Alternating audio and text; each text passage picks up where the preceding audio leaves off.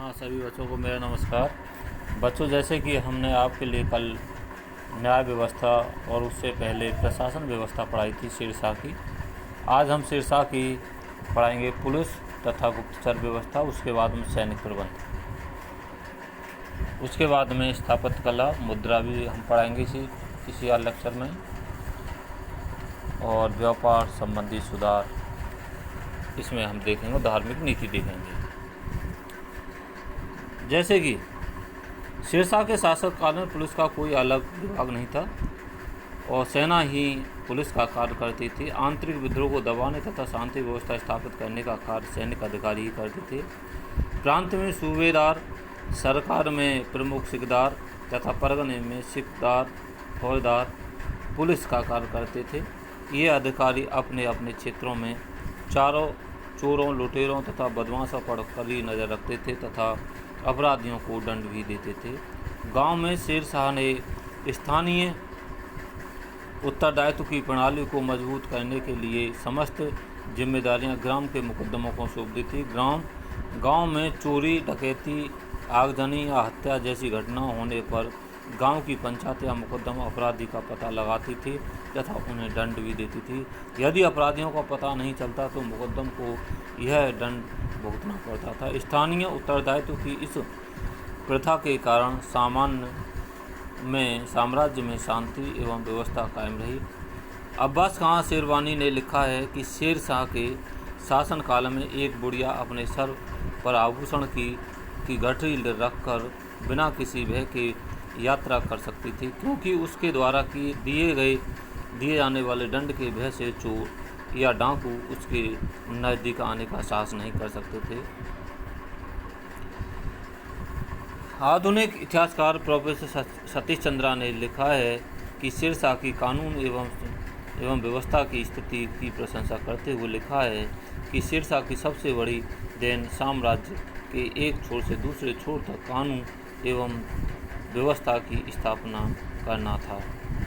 शेरशाह की उच्च कोटि की गुप्तचर व्यवस्था की स्थापना की गई थी। यह कार्य दरोगा ए चौकी के अधीन था। समस्त प्रमुख नगर में गुप्तचर नियुक्त किए गए थे, जो सरदारों, उनके सैनिकों तथा जनता से गुप्त रूप से समाचार पाकर उन्हें शेरशाह तक भेजते थे। यह विभाग इतना कार्यकुशल था कि उस क्षेत्र में रहने वाले लोगों को घटना का पता लगने से पहले ही शेरशाह को उसका पता चल जाता था। प्रत्येक भाग में खबर पहुंचाने के लिए 3400 घोड़े नियमित थे। शेरशाह की शासन अवस्था की सफलता काफ़ी हद तक गुप्तचर विभाग पर निर्भर थी। अब आते हैं इसका सैनिक प्रबंध। शेरशाह एक निरंकुश शासक था तथा उसकी शक्ति का मुख्य आधार उसकी सेना थी। उसने अपना जीवन एक नागरिक के रूप में प्रारंभ किया था तथा सैनिक संगठन के महत्व को वह भली भांति जानता था। उसने अलाउद्दीन खिलजी की तरह स्थायी सेना रखने की नीतियाँ अपनाई। उसके सैनिक संगठनों की विशेषताओं के विषय पर हम बात करेंगे। नंबर 1, सेना की संख्या एवं संगठित। शेरशाह के पास एक विशाल सेना केंद्रीय सेना थी। यह सम्राट की अपनी सेना थी, जिसको सैन्य विभाग द्वारा भर्ती किया जाता है। शेरशाह की सेना में 1,50,000 घुड़सवार, 25,000 पैदल सैनिक तथा 5,000 हाथी थे। ये प्रांतीय अधिकारियों तथा अधिकारियों के अधीन सेना इसके अतिरिक्त थी। उसके पास एक तोपखाना था। इस दल के पास कई प्रकार की उत्तम तोपें थीं। बंदूकचियों का दल अपनी निपुणता के लिए प्रसिद्ध था। उसकी सेना की कुल संख्या निश्चित रूप से नहीं बताया जा सकता है, परंतु इतना जरूर है कि अलग अलग प्रांतों में नियुक्त सेनाओं की संख्या भी राजधानी की सैनिक संख्या के ही बराबर थी।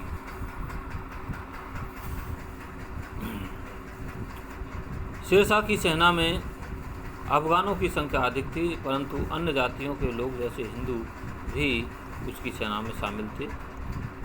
संगठन को कार्य कुशल बनाने के लिए अनेक टुकड़ियों में बांटा था। और प्रत्येक सैनिक टुकड़ी को फौज के नाम से जाना जाता था, जो एक फौजदार के अधीन कार्य करती थी। साम्राज्य के महत्वपूर्ण भागों में जैसे रायसेन, ग्वालियर, बयाना, रोहतास आदि के योग्य तथा अनुशासित सैनिक टुकड़ियों को रखा जाता था और ये भी किलों में रहती थी। सेना से सीधा संपर्क। शेरशाह स्वयं सेना में दिलचस्पी लेता था। वह सैनिकों के साथ सीधा संपर्क रखता था। वह रंग रूटों की भर्ती स्वयं करता था। स्वयं अच्छी तरह देखभाल कर योग्यता अनुसार उसका वेतन निर्धारित करता था। बादशाह की देखरेख केवल राजधानी में होने वाली भर्ती में ही हो सकती थी। प्रांतीय राजधानियों की सैनिक भर्ती के लिए उसने अपने अधिकारियों को आवश्यक आदेश दे रखे थे। वह सैनिकों के वेतन की समय पर अदायगी तथा उसकी तरक्की जैसी मामलों पर भी स्वयं ध्यान देता था। वह सैनिकों की सुविधाओं पर इतना ध्यान देता था कि प्रत्येक सैनिक उससे संतुष्ट था। उससे सैनिकों की सम्राट के प्रति वफादारी की भावना बढ़ती थी। दाग एवं चेहरा प्रणाली। घोड़ों को दागने की प्रथा 12वीं शताब्दी के सल्लूकों ने शुरू की थी। शेरशाह से पहले अलाउद्दीन खिलजी ने इस व्यवस्था का प्रयोग किया था। सैनिक अधिकारियों द्वारा राज्य को धोखा देने से रोकने के लिए शेरशाह ने अलाउद्दीन खिलजी द्वारा अपनाई गई दाग एवं चेहरा प्रथा को पुनः शुरू कर दिया था। इस प्रथा के अनुसार सेना में प्रत्येक घोड़े को दागा जाता था। घोड़े पर निशान प्रत्येक सैनिक का हुलिया रजिस्टर में दर्ज किया जाता था। शेरशाह का यह निर्देश था कि जब तक घोड़े को दागने और सैनिक के हुलिया की शर्त पूरी न हो जाए, सैनिकों को वेतन न दिया जाए। सैनिक विभाग में कड़ा अनुशासन। शेरशाह ने सेना में अनुशासन पर बड़ा जोर दिया था। नियमों को तोड़ने वाले सैनिकों को कड़ा दंड दिया जाता था।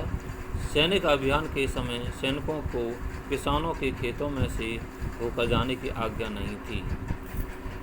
शेरशाह के शिविर का अनुशासन इतना कठोर था कि एक ही अभियान में भाग लेने वाला एक अंधाड़ी सैनिक भी कुशल योद्धा बन जाता था। वेतन तथा पदोन्नति। सैनिकों में वफादारी की भावना का संचार करने के उद्देश्य एवं सैनिक विभाग में भ्रष्टाचार को दूर करने के लिए शेरशाह ने सैनिकों के वेतन तथा पदोन्नति के अधिकार अपने पास रखे थे। सैनिकों को प्राय नगद वेतन दिया जाता था, परंतु अफसर और सरदारों को जागीरें दी जाती थी। प्रत्येक सैनिक की पदोन्नति उसकी योग्यता एवं कार्यकुशलता के आधार पर की जाती थी तथा इसमें किसी प्रकार का कोई भेदभाव नहीं किया जाता था। इस प्रकार शेरशाह ने एक कुशल संगठित सेना का गठन किया। अपनी सेना के बल पर ही वह कुशल विशाल साम्राज्य की स्थापना कर सका तथा कानून व व्यवस्था बनाए रख सका था। मुद्रा व्यवस्था। शेरशाह के शासनकाल का एक महत्वपूर्ण कार्य मुद्रा संबंधी सुधार किए थे। प्रोफेसर सतीश चंद्र ने व्यापार वाणिज्य को बढ़ावा देने के लिए इसे शेरशाह का एक महत्वपूर्ण कदम बताया। उसके राज्य प्राप्ति के समय धातुओं की कमी, प्रचलन सिक्कों में गिरावट, खोटापन तथा सिक्कों में धातु की निश्चित मात्रा न होने के कारण मुद्रा प्रणाली एकदम बिगड़ चुकी थी। शेरशाह ने सभी प्रकार के पुराने सिक्कों का प्रचलन बंद कर दिया और सोने व चांदी तांबे के भी शुद्ध सिक्के चलाए। शेरशाह ने अपने शासनकाल में 23 टकसालें स्थापित की थीं, जैसे आगरा, ग्वालियर, लखनऊ, उज्जैन आदि में। शेरशाह के सोने के सिक्कों का नाम असरफी था, जिसमें 11 मास से शुद्ध सोना होता था। शेरशाह ने चांदी का जो एक नया सिक्का चलाया उसे रुपया कहा जाता है। तांबे के सिक्कों को दाम कहा जाता है। जनता की सुविधा के लिए आधा दाम, चौथा दाम, चौथाई दाम, दाम के 8वें भाग, दाम के 16वें भाग के सिक्के भी चलाए थे। शेरशाह के चांदी के रुपये का वजन 180 ग्राम था, जिसमें 175 ग्राम शुद्ध चांदी थी। सोने के सिक्के 166.4 तथा 168.5 ग्रैम के ढले हुए थे। रुपये एवं दाम में 1:64 का अनुपात था। सोने व चांदी के विभिन्न सिक्कों के बीच स्थायी आधार पर अनुपात स्थित किया गया था। इन सिक्कों पर सिरसा का नाम, उसकी पदवी, टकसाल का नाम,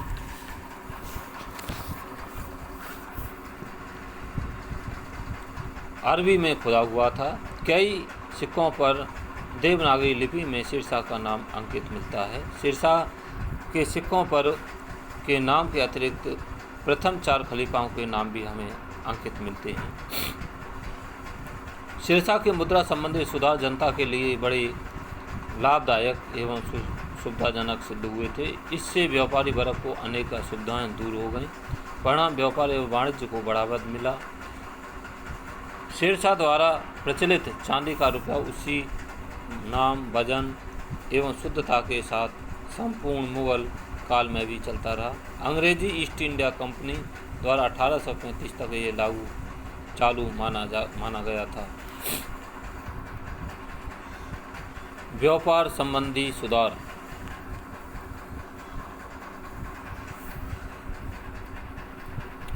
सिरसा ने व्यापार एवं वाणिज्य की उन्नति के लिए अनेक कार्य किए थे। सिरसा के काल में कृषि की स्थिति में सुधार करने से व्यापार एवं वाणिज्य को प्रोत्साहन मिला। मुद्रा संबंधी सुधारों से भी व्यापार को बढ़ावा मिला। सिरसा ने स्थान स्थान पर वसूल किए जाने वाले करों को समाप्त कर दिया। उसने यह निश्चय किया कि बिक्री किए जाने वाली वस्तुओं पर केवल 2 चुंगियाँ लगाई जाएंगी। एक चुंगी तब लगेगी जब व्यापारिक वस्तुएं राज्य की सीमा में पूर्व बंगाल में सोनारगांव तथा पंजाब के रोहतासगढ़ या अन्य किसी प्रांत में सीमा में प्रवेश करती थी, तथा दूसरी चुंगी तब लगेगी जहां वस्तुएं बिकती थीं।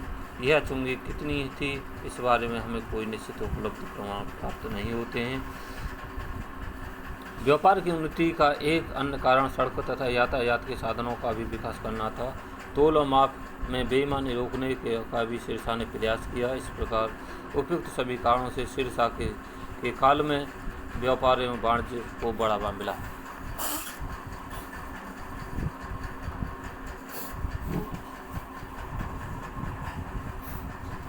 जन कल्याणकारी कार्य। सड़क एवं सराहों का निर्माण।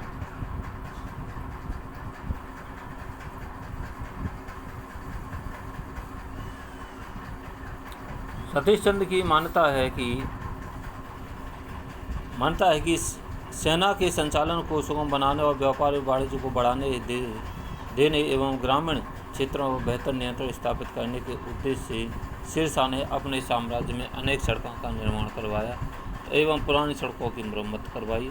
सिरसा के समय में 4 सड़कें का निर्माण किया गया था। नंबर 1 ग्रांड टैंक रोड अथवा सिरसा सूरी मार्ग, जिसे सड़क आजम के नाम से भी जाना जाता है। यह सबसे महत्वपूर्ण सड़क, जिसकी लंबाई 1500 कोस लंबी थी। यह पूर्वी बंगाल से सोनारगांव से प्रारंभ होकर के आगरा, दिल्ली, लाहौर होती हुई पश्चिम पंजाब में रोहतासगढ़ तक जाती थी। दूसरी सड़क थी आगरा से जोधपुर एवं चित्तौड़ तक। तीसरी सड़क आगरा से बुरहानपुर तक। चौथी सड़क आगरा से मुल्तान तथा इसे गुजरात के समुद्री बंदरगाह तक जाने वाली सड़कों से जोड़ दिया गया था। सड़कों को सुरक्षित करने के लिए तथा गाड़ियों की सुविधा के लिए सिरसा ने प्रत्येक 2 कोस की दूरी पर सराहें बनवाईं।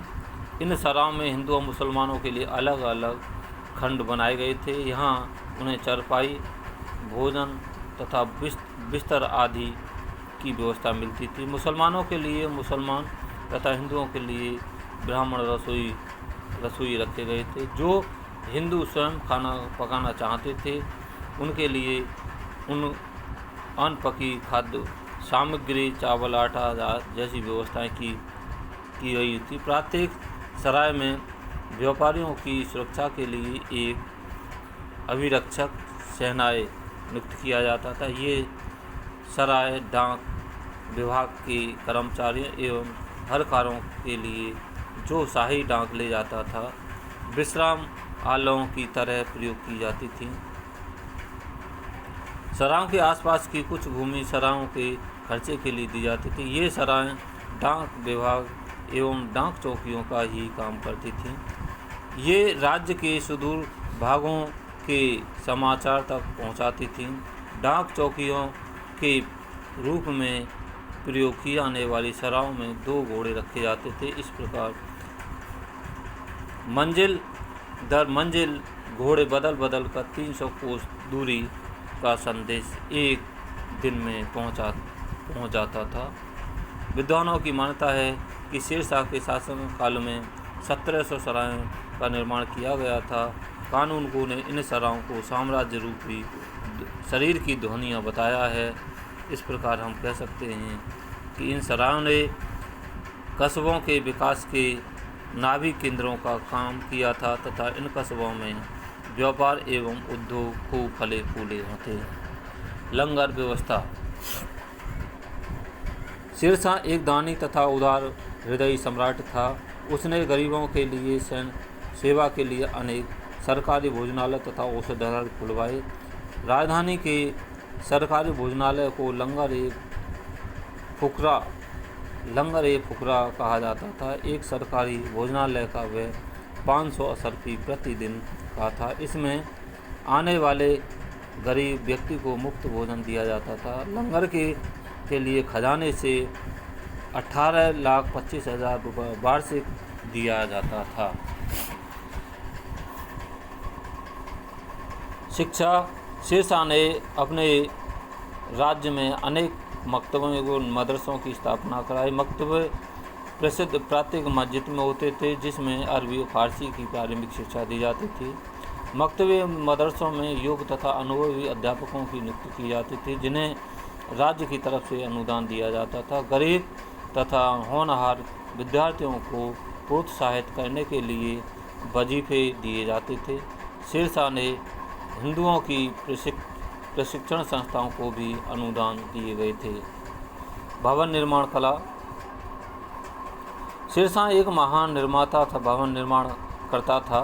इमारत बनवाने का उसे बहुत शौक था। उसने अपने उत्तरी पश्चिम सीमा की सुरक्षा करने के लिए उसने झेलम के किनारे एक दुर्ग का निर्माण कराया जिसे रोहतास गढ़ का किला भी कहा जाता है। दिल्ली में उसने पुराने किले का भी निर्माण करवाया था। इस किले में उसने एक ऊंची मस्जिद का भी निर्माण करवाया था जो किला-ए-कोहना मस्जिद के नाम से प्रसिद्ध है।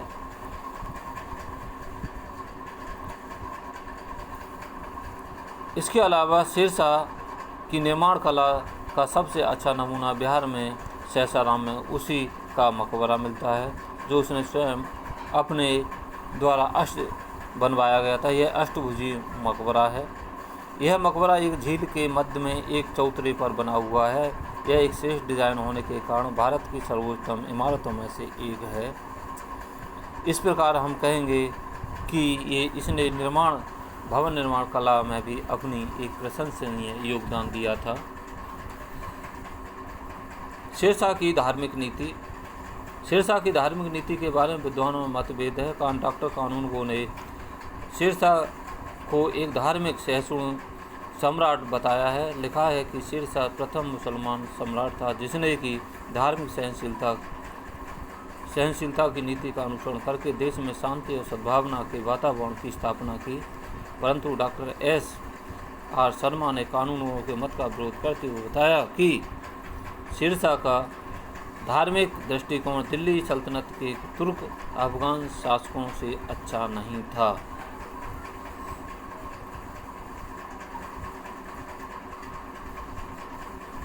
यद्यपि उसकी सहिष्णुता का परिचय उसके समय के साहित्य एवं वास्तुकला के नमूने से मिलता है, परंतु वह भी मुख्य रूप से अफगानों का शासक था।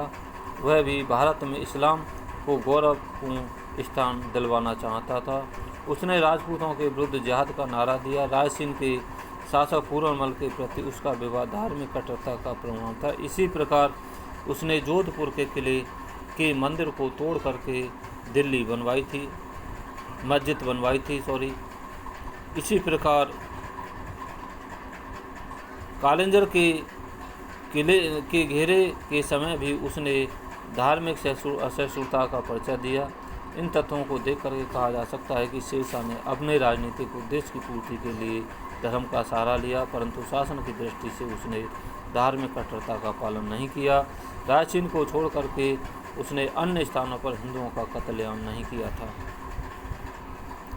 इस प्रकार कहा जा सकता है कि शेरशाह अपने व्यक्तिगत जीवन में एक सुन्नी मुसलमान था। वह दिन में 5 बार नमाज अदा करता था, रमज़ान का उपवास रखता था तथा धार्मिक कार्यों में भाग लेता था और उलेमाओं का आदर करता था। अपने राजनीतिक फायदों के लिए उसने धर्म का सहारा लिया, परंतु प्रशासनिक दृष्टि से देखा जाए तो उसने दिल्ली के सुल्तान की तरह असहिष्णुता का परिचय ही नहीं दिया। यदि उसके व्यक्तिगत विचारों को छोड़ दिया जाए तो वह एक सहिष्णु प्रशासक प्रतीत होता है। हिंदुओं को उसने कभी तंग नहीं किया। उसने हिंदुओं के मंदिर तोड़ने एवं उसके विरुद्ध संगठित प्रचार करने का कोई प्रयास नहीं किया। हिंदुओं को शासन में स्थान दिया। टोडरमल तथा विक्रमादित्य गौड़ उसके समय में उच्च प्रशासकीय पदों पर नियुक्त थी।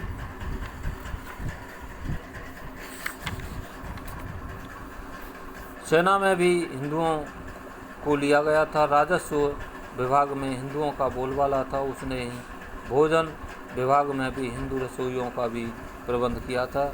शराब में हिंदू मुसलमानों के लिए अलग अलग व्यवस्थाएं कराई गई थी। अपने सिक्कों पर देवनागरी भाषा में श्री शेरशाह अंकित करवाया था। राजस्व विभाग के रिकॉर्ड भी फारसी के साथ साथ हिंदी भाषा में तैयार करवाए गए थे।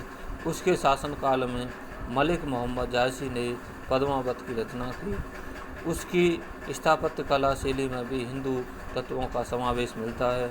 इन सब बातों का ध्यान से देखा जाए तो शेरशाह ने धार्मिक मामलों में सहनशीलता की नीति का अनुसरण किया तथा उसने धर्म को राजनीति से अलग रखा। प्रोफेसर एल श्रीवास्तव ने लिखा है कि शेरशाह अपनी बहुरव संरक्षक हिंदू प्रजा के धर्म और विश्वासों के प्रति सहिष्णु था।